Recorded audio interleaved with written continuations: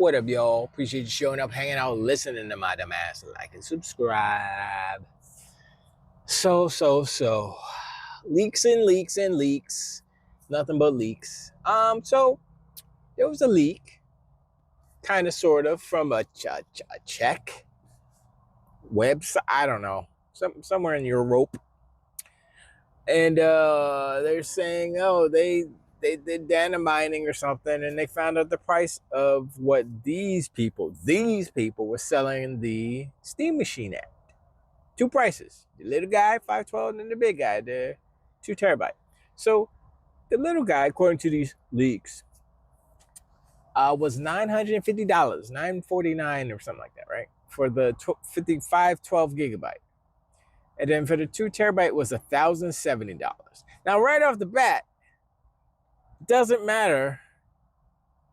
Well, I'm like, how is one $950 and then the other one is a mere, what, $120 more? Is that right?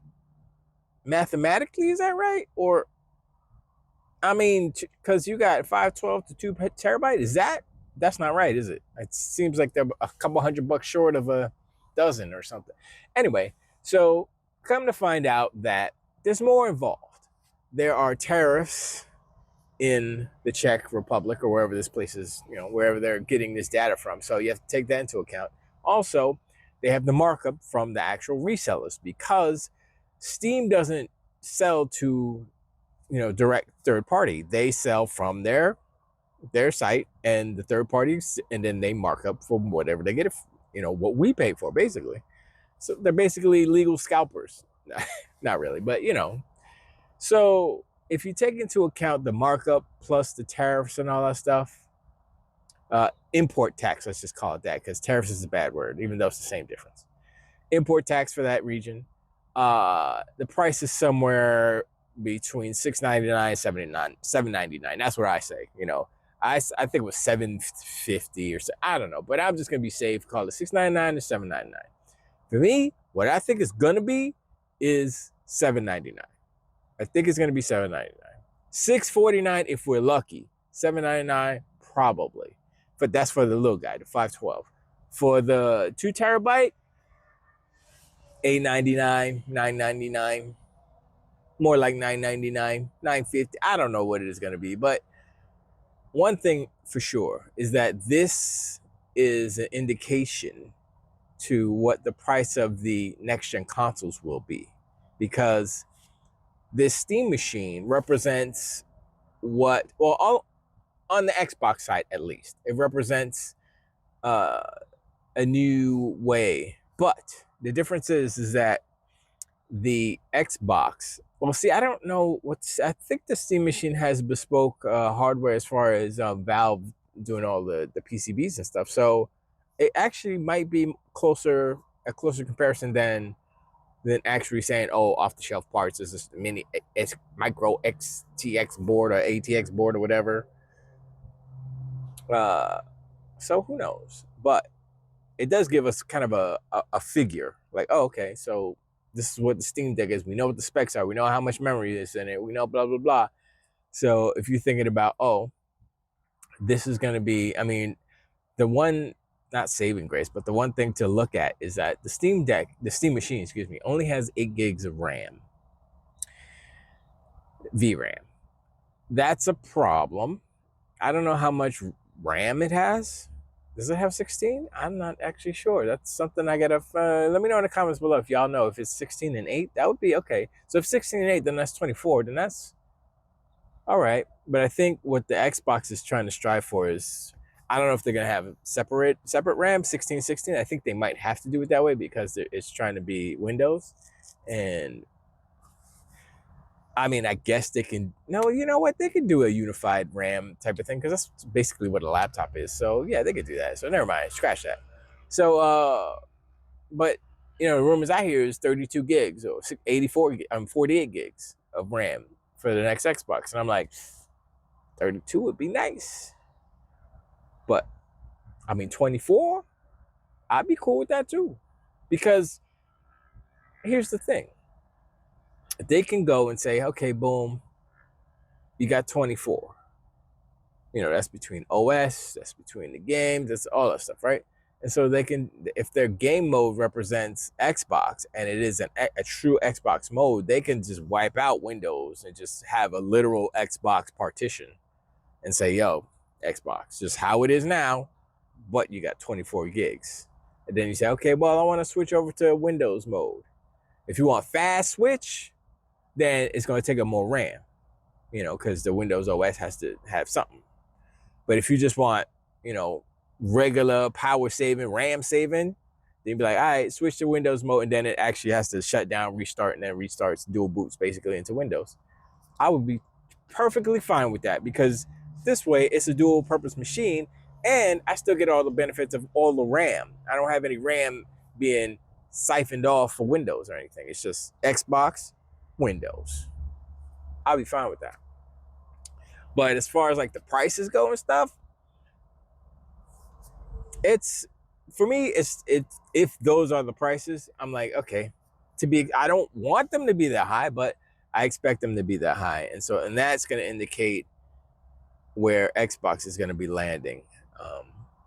Hopefully. I don't know how the market's going to change by the time they come out. Let's just say they're coming out next year, 2027. If the RAM shortage is still as it is, then I don't know. I don't think it will be, because there's been such a backlash on the AI front, and I'm not sure if these data centers and all this kind of rapid momentum to build it up is going to equate to money for these companies. I don't see how it will, because I'm looking into AI, right? I want to make my own kind of local AI machine for my stuff. I want to like create stuff, put it in a database, write some stuff, put it in a database, maybe write some characters, put them in a database and grow them and, see how it works. And there's at least one free model out there that I saw for general AI purposes. And I was like, oh, okay. And I'm just trying to look into the different, as far as legally and all that stuff. I mean, my use for it will be legal. I won't have any issues, because I'm not going to be connected. This computer that I'm creating for my own local AI database is going to be created solely by me. I won't take influence or any type of material from others. That's why it's not connected to the internet. Even like downloading the AI model, I'm going to download it on a different machine and transfer it over, and then offload it on the machine when it's offline, because I don't want to have any issues. I don't even know if that's possible, but I don't have any issues when it comes to that stuff. And that's kind of the only way that I want to use AI right now. I want to see what I can do with it as a tool in my workflow and what I'm doing. And honestly, that's how I feel. That's how, for me, it feels like these studios could use it. Like you say, any studio, playground games, whatever studio, it doesn't matter the studio. You say, okay, boom, you have an artist, right? You have your artist team, you have lead artists, you have concept artists, storyboards, blah, blah, blah, right? You say, okay, lead artist and concept art. You say, concept artist, yo, you have him sit down for a week, draw a bunch of concepts, right? And then you take all those concepts, you throw it into your local AI database. The AI learns it, and then you use prompts based off of that art that you created, and it will come up with some stuff. And I want to see what the result is. When you feed it what you create, what does it do? What kind of variations does it give you based off of your creations? And so that it's like a random art generator for your own art, which is a kind of a cool thing. And especially when it's like concepts and it's like, what it's like? It's like if you have a game that has random levels or random level sequence, let's just say, like if you have a giant map and it has, rooms and stuff, and it's just, what's the difference between that and the AI? Like you say, oh, yo, can you just give me a random sequence of levels, pre-made levels that you made, but they just put them in a different order? Is that not AI? Seems like AI to me. I'm just saying, but whatever. So that's where I'm at as far as that stuff goes. But like doing internet stuff and still, I mean, you make the funny memes, that's fine too. But you know, don't go out there making money like your boy Timberland. Don't be Timberland. Anyway, sorry for the tangent. But back to the prices, because it's important that we look at what's going on with the Steam machine, and then that's going to dictate our future hardware kind of pricing profiles, all these things. And it's important because I remember back in the day, right? You know, we got Genesis, Super Nintendo, we had Saturn. It was more like Saturn, Dreamcast, and all that stuff. And in between all of that was the Neo Geo. Now, the Neo Geo was an arcade machine, okay? That's what it was. The home version of Neo Geo was the arcade in a little. It was a big box and a big controller. And it cost $750. That was at least twice as much as the most expensive console at the time. Nobody was buying that. It did not sell a lot of units. The games were even worse. They were like $250 for one game. Big old cartridge like this. It was like this big. It was like clink like that. It's a big old doofy cartridge. That being said, it was too expensive. For what it was, too expensive. And what's happening now is that we know the value of these consoles because we bought them at a certain price point, right? Even though they may be taking a couple of bucks lost here, let's just say at most $100 lost on like the Xbox and at the beginning the PlayStation, right? So they're selling it for $4.99. It's actually costing them $5.99 or close to that, right?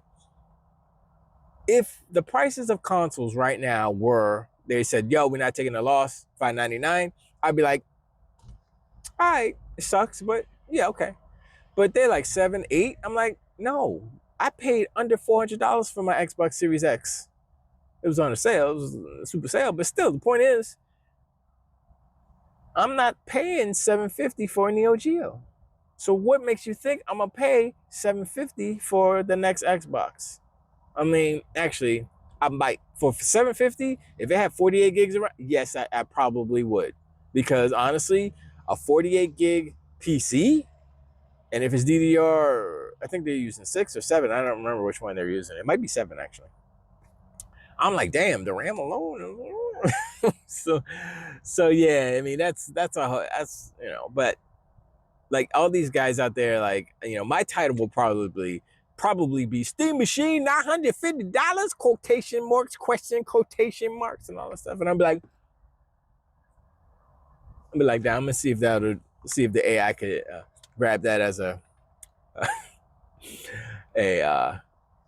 thumbnail. I don't know how the YouTube's AI algorithm chooses thumbnails. Maybe it's just variations or something, but whatever, doesn't matter. But yeah, I'm very, very, very, very interested in this Steam machine, how this is going to come to market, how it's going to sell. I've been hearing people saying if it's over 600, if it's $1 over 600, nope, because it's kind of a extra. It's like an oddity. It's like, oh, it's a nice little thing to have. It's not I need this machine, and especially most of the content creators out there, they don't need this low-powered little cube that's trying to be a PC. I mean, it is a PC, but you know, they don't need that. But the content creators that are into tech and are tech reviewers, of course, they're going to get one, whether or not they actually get it from Valve, which I don't think is going to happen, or they buy it themselves. They're going to get it because it's part of their job to review stuff. But I don't think this is going to sell all that much, all that well. Mainly because of the lack of RAM. If it has 16 gigs of RAM, it might have a fighting chance, but I don't know about the 8 gigs. It's like, that's not enough. That's not a VRAM. Everybody's saying it's not a VRAM. It's not a VRAM. There's a couple of other tech things that popped off, but I might do those as separate videos.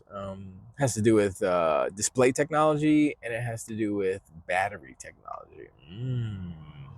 I think maybe I'll do that tomorrow. I don't know. Anyway, but I'll make this one short. But you know, let me know in the comments below what y'all think about these prices, alleged prices. Would you buy a Steam Deck for $799? You know, I know $950 with the, but I'm just saying minus the tariffs, minus the their markup. $799 USD. Would you buy a Steam Deck? I mean, a Steam machine. Sorry.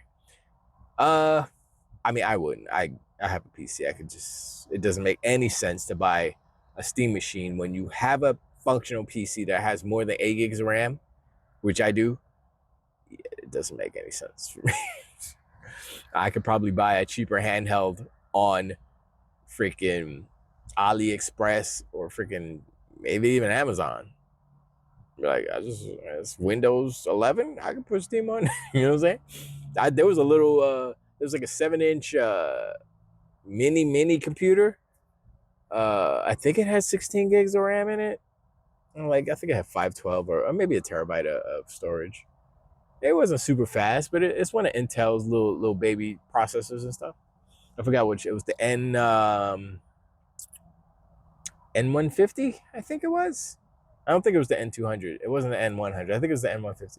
Anyway, it was like $300 and some. It was under $400. I was like, should I get it? I don't know how much it is now because I looked at it a month or two ago. But if it's like under 400 still, I'm like, maybe I should, because you could just throw up a controller on there and that boom, you got a portable system, boy. I mean, it's Windows 11, so I'm like, cool. Yeah, let's go. I don't know. Maybe I'll do that instead of buying a ROG Xbox Ally. I was telling somebody today, man, I'm going on this trip. I might have to buy the ROG Xbox. I told him how long the trip. He's like, yeah, you're going to have to buy something. You can't. That's just too long. I was like, man. So, I don't know. But anyway, sorry, rambles. I appreciate, and I'll talk to you on the next one. Till the wait.